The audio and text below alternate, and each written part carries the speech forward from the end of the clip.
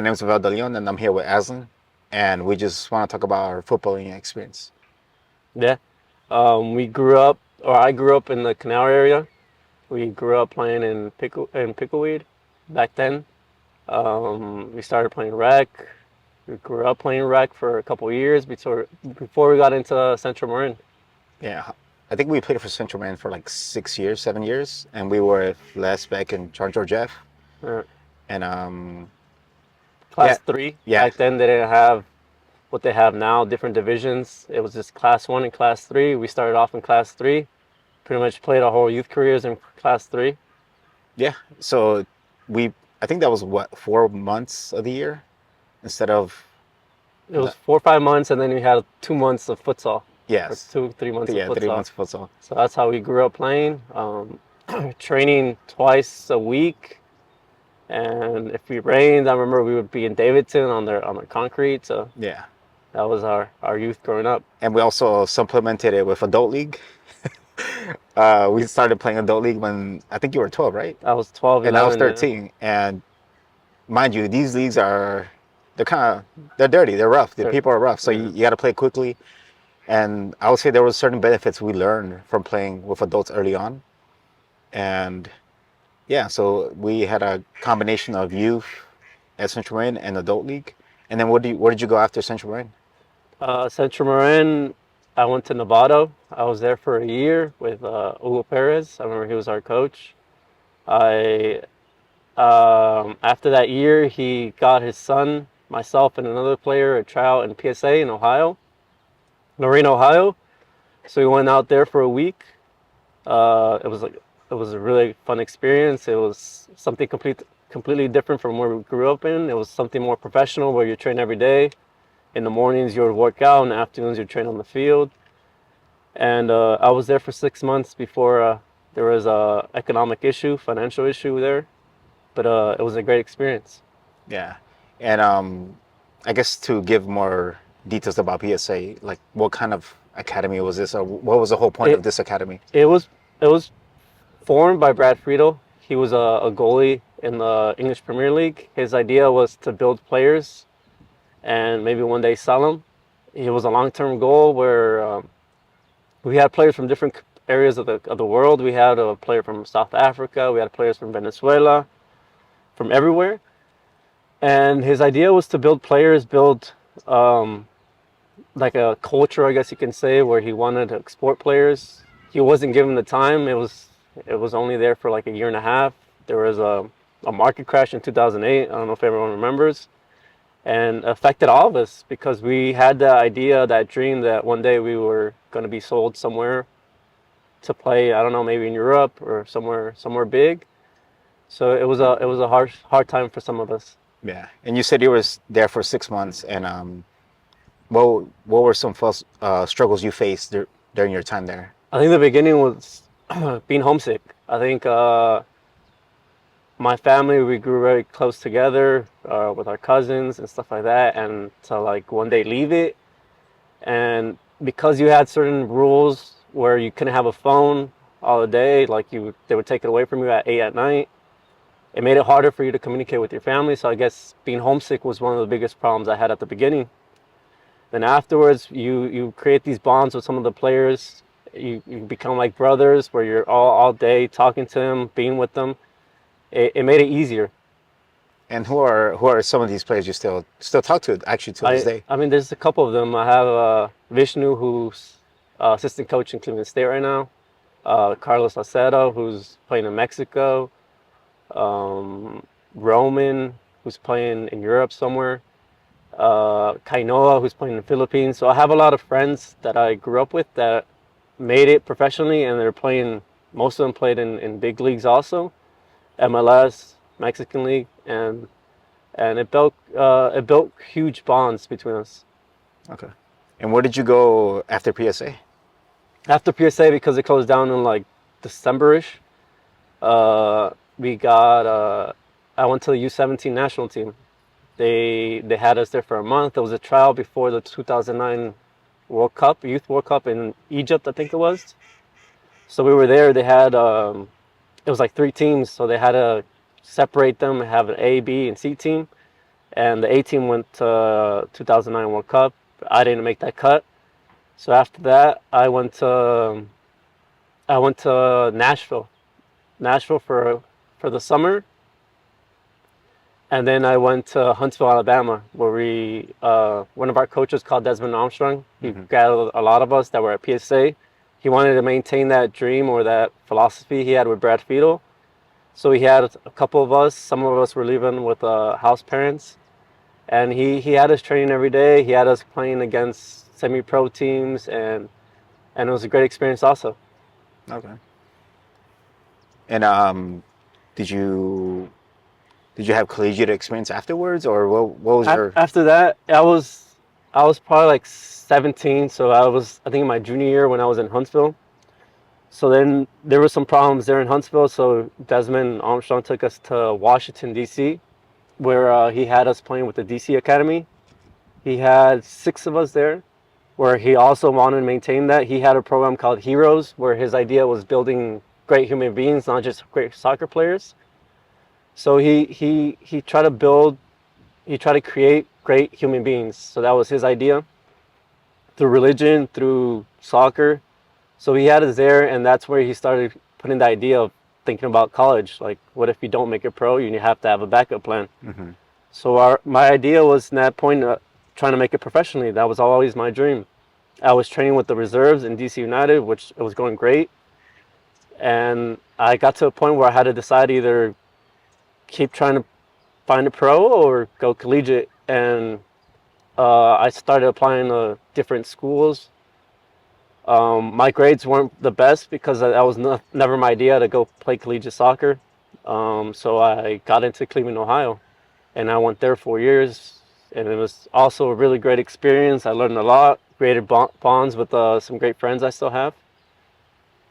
And from a collegiate experience, what would you say was your best experience there? I think we won the Horizon League the first time in, I think it was like 50 years.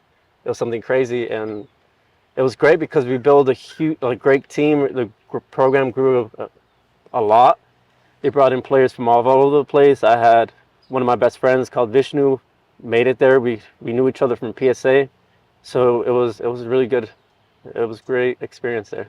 I think, and I remember I would watch your games, and I remember you scored against. I think you scored against Akron, right? Akron, yeah, Akron, they were and ranked number 1 in that time, and I scored a goal against them. It was great. It was good for me also because my parents were able to watch those games even though they were out here in Marin. So it was hard for them to travel often. So them watching it and then telling me about how they celebrate the goal was amazing. who I think there was someone pretty famous playing for the Akron had a Akron lot team. of players. A lot of them got drafted. I remember DeAndre Yedlin who was playing in Inter Miami. They had Will Trapp. They had um, they had a lot of players. I think 5 or 6 of them got drafted to the MLS, and most of them were playing for a good while in MLS. And after after college, I had to make a decision. So I was in the MLS draft. I got drafted by Sporting Kansas City, and when I went there, I was there for a month. When you get drafted, you don't necessarily get a contract. Hmm. It's more of a tryout. So I was there a month trying out, and I mean things didn't go well. I didn't make the team. So after that, I was in the point where like you have to either start working, find a job, or look elsewhere. And I was playing here with the men's league, I remember, and I had one of the players who played in Guatemala talk to me and told me there was a chance of me playing in Xelajú, which is where my parents grew up or where they were born. And I didn't hesitate because I wanted to maintain that dream of playing somewhere professionally. And I went out there. I was there for 2 weeks on trial, and they told me I can stay, but I wasn't able to play because I didn't have my Guatemalan passport. So I was there 3 months without being able to play a game. I was just training. I was there. It was a great experience. I got to know my family from Guatemala real well, and I ended up staying there for 10 years. 10 years. Damn. And if I remember correctly, I think you were the first person of American and Guatemalan descent to go. And To play for the national team, I was one of the first. I remember because one of my other cousins sent me a note, and I didn't know that at the time, but I was the first one who was American born to play in Guatemala. Uh-huh. And I think that opened the door for a lot of American born Guatemalans to be in the national team, even to go to Guatemala and play in the league. Because Yeah. there wasn't many. I remember there was just one who was playing in the league at that time. But I think it created opportunities for a lot of us American borns. Yeah. And since you had the college experience at Cleveland, what was the biggest difference between playing professionally in Guatemala and playing college soccer? I think the facilities. I think college soccer it does really well where like you travel, the hotels are really nice. Sometimes if the trips are too far, you're traveling by plane. Where in Guatemala, you're most of it's on bus. So some trips are like 8 9 hours. Where here in college, it was the longest bus ride I think 4 hours. So I think there's that level of facilities where I think in Guatemala they're a little behind. But other than that, I think technical wise, there's a lot of great players there that aren't given the opportunity. Like get lost also in their system. So I think that's where I think our country needs to get better at. Yeah. And so when you're playing, I mean, most of these fields are grass, right? Yeah. And so did you feel like you had to adopt a new way of playing since it was grass or Yeah. I mean, the thing in Guatemala is that they have a lot of different climate changes. You can be in altitude where you're 2,000 meters above water, and then you can go travel an hour and you're already at sea level. So the change of altitude, the change in heat affects a lot. So sometimes you can't go full out when you're playing in 90-degree weather on turf, for example, because there yeah. is a turf field out there. So you have to adjust to the circumstances, I guess you can say, with the environment. And I think that's what kind of changed the way I played, maybe, because you can't really play in those harsh conditions. And I think that's where the federation did better because towards in the last 2 years they changed the rules where you can't play on 9-degree weathers and you can't play at midday. Okay. But when I first started off, that was one of the hardest parts of playing out there. So it was probably hard on your body too, I'm assuming. And yeah, it was really hard. It's like you're cramping up at like halftime, or you're having to hydrate, ice. No, it was bad. Blisters. I remember I had blisters my first game in Malacatan, which is turf, and Yeah. we played at 11. It was like 90-degree weather. It was crazy, and it was. I mean, it's a fun experience to learn from, Yeah. but it's not fun in the moment. That's very true. And Yeah. so I guess what I want to emphasize here is that when you do go the professional route and you chose to go to Guatemala, essentially you are taking someone's job. You are attempting to take someone's job. Yeah. And so that's something, yeah, like how do people react to that? Well, I mean, not great. I remember when my first week of training sessions, I remember I was traveling, and maybe it was like a 40-minute bus drive because I was living with my grandma at that time. And I was traveling, and my knees were hurt, my ankles were hurt because I mean these players pretty much that's what they live off. Their family, they maintain their families with Yeah. their salaries. So they have this American who's going out there trying to take their position. They don't take it well, Yeah. and that's why it was really hard for me at the beginning. And after a couple of years, I realized like it was a great accomplishment on my part because I was able to deal with that and still maintain myself in so many years in Guatemala to play. So that's something I was really proud of for myself, and it was a hard time, a hard couple weeks, but it was great. Yeah. No, I I and all the Guatemalan community have been thankful for you for pursuing your dream and fighting hard to stay there. I know it was difficult coming as an American and staying there. So you stayed there what 8 9 years? I was there, yeah, almost 10 years. And did you end up winning anything or I won. The last 2 years ago, I won one championship with Shela, which was for me it was amazing because that's where I started off, and I went to other clubs and then returned to the club, and that's where I ended up retiring, I guess. And it's a team that my family's always followed, so that was something that was a plus, and it was amazing. It was 10 years. I think it was 10 years or 12 years after their previous championship, so no? it was a great accomplishment, and I celebrated a lot. How was partying? How was the celebration? It was great. I mean, in Shela, soccer there is a lot different. The fans, like the city just lives it a different way because it's the only club team there is in that city. So they're so passionate, and I ended up getting like the celebration started right after the game around 10, and I ended up getting home at like 4 in the morning because there was a parade, Yeah. there was all these celebrations, and it was great. It was a unique experience for me, and it's something I'm always gonna hold in. Yeah, and the same way they celebrate and they're hard with the celebrations, they're also very critical of the players. Yeah, They're going to be equally critical. yes. I mean, we suffered a lot there because they're really passionate. So when the team is on the bottom places of the table, they're always putting pressure. So going to the stadium, you always hear people yelling at you. It's a different environment from here. When you go watch an MLS game, you have the supporters, even if you're losing 3-0, they're still supporting you. If you're losing 3-0 in Guatemala, they're not supporting you. So that's something, it was something unique, but it was also really great because, I mean, it's like you're playing professionally in front of all these people who are yelling, and there's constantly, there's that noise in that stadium. So it was really great.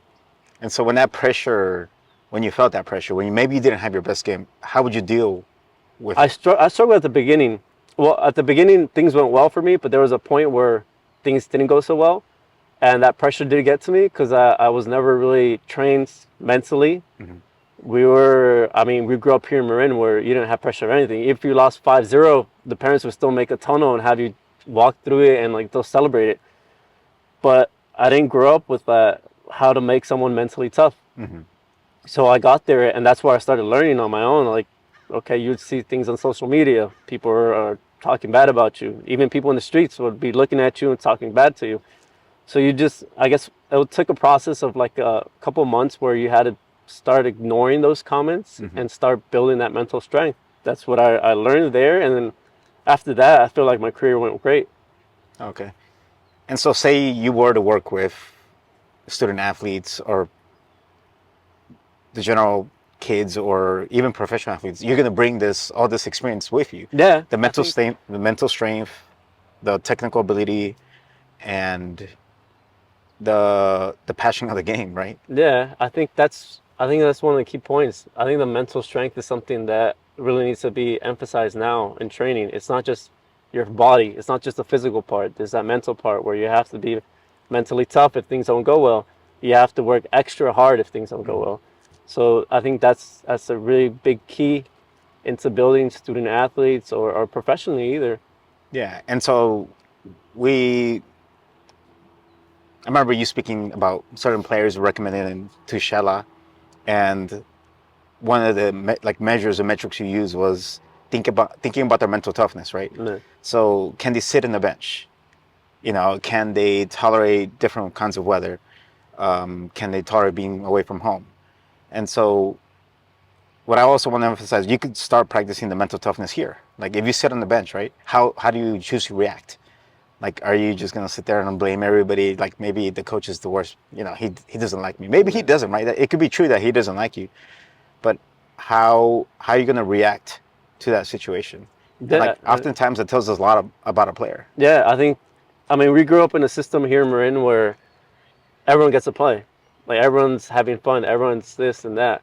And if you have a player sitting out for the whole game, you have parents coming in and telling you like, why isn't my son playing? He has Yeah. to play more. We're paying you for him to play. Yeah. So I think that's where the system is a little bad or needs to be fixed.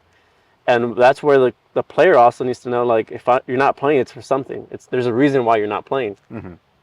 And that's where we have to build players where they know like if you're not playing, you have to do extra work, and this is what you need to work on. And Yeah. sometimes we don't get that reason why you're not playing. Sometimes they just bench you and they just tell you you're not playing, like you don't play well, but Yeah. they don't tell you what you need to work on. And I think that's something we have to change here in Marin. And to give an example, I think we would both be late to some certain soccer games, right? Yeah, And so John just decided not to play us. Yeah. And I think we lost the game, what, 7-0? yeah, I think so. Yeah, we lost the game 7-0. And he actually didn't play us a single minute. Yeah, And since that day, we were early On at the time. games, we were on time, because no matter how good you think you are, you're still part of a team. yeah, And no one is above the team yeah. at any point. So I think we were lucky enough to have a unique coach here in Marin because he was someone that was outside of like what the common coach was like. He would yell at us. He would make us run a lot. He even made me cry a couple times. Yeah. So that was something unique. Whereas if you saw in other clubs, it wasn't like that. Hmm. And I think that's something that we were lucky enough to grow with. Yeah.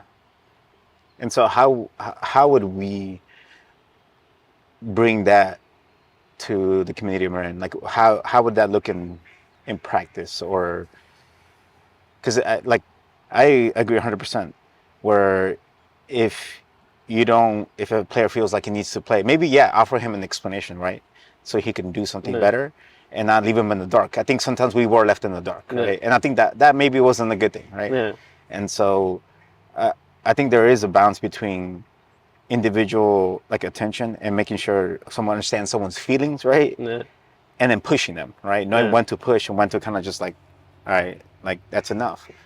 And yeah, it's a fine line. It's hard to find yeah. that Balance. to practice that perfectly.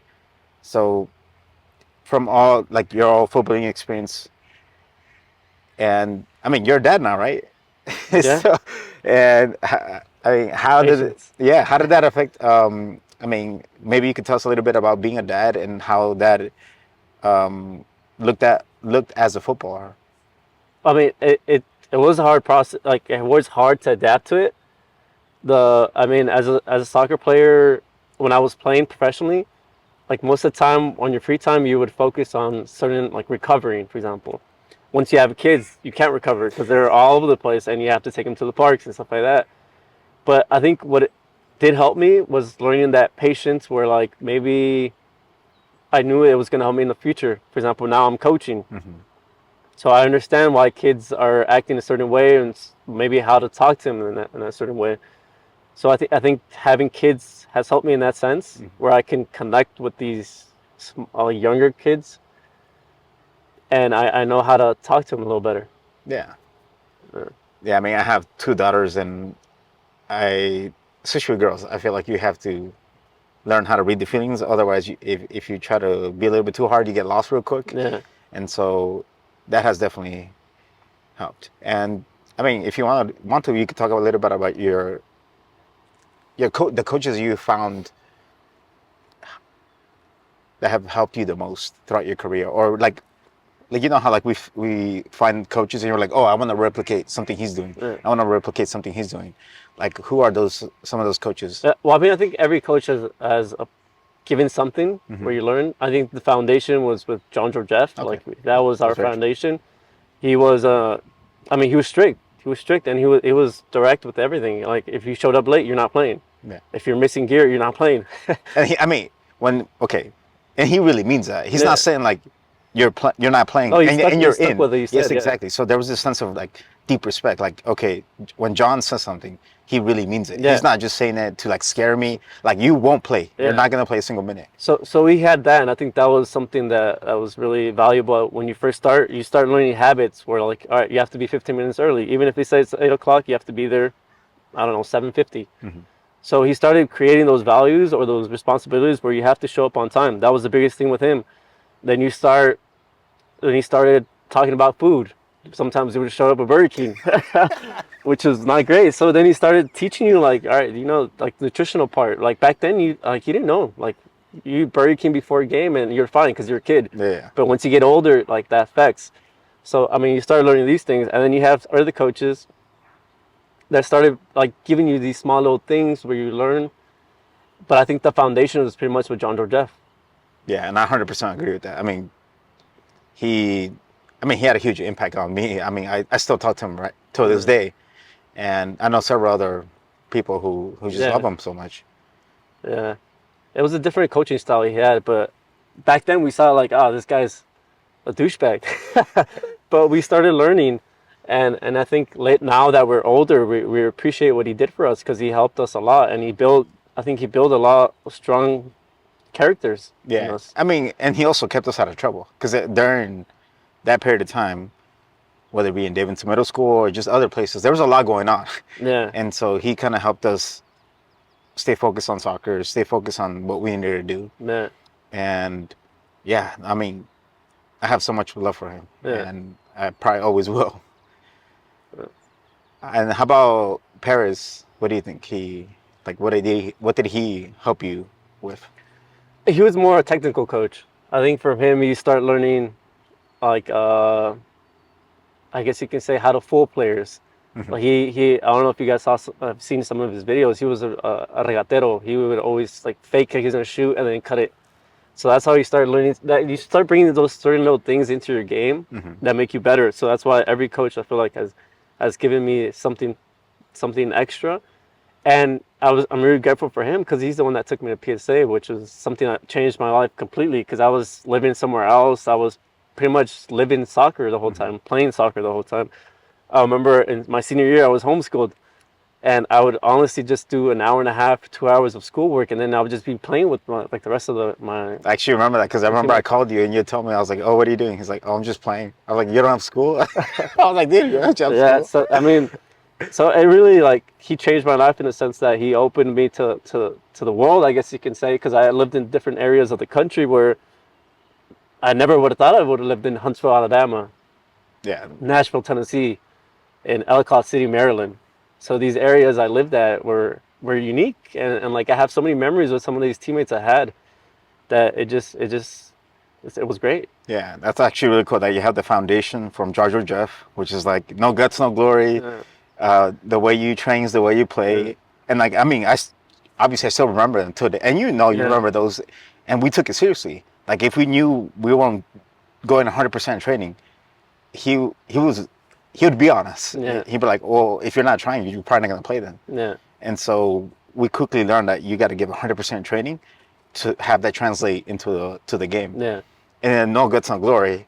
Like we knew if we were playing 1v1s, no, like that 1v1 was yeah, gonna last for a long time because yeah, no one wanted to lose. yeah, So he built that very competitive environment. But then you also have, from your perspective, you have the tactical perspective from Paris. And if you combine that, that's how you create a full player. yeah. So I think that I mean, like I said, I learned something from every coach I had, and I mean, good things and bad things. And I think those coaches really impacted a lot of how my career went. Okay. No, thank you for sharing your experience, Aslan. And yeah, we all the Guatemalans really appreciate you. Yeah, no, thanks, and hopefully I can change some youth players and help them out. Yep. 24-8. 10-40.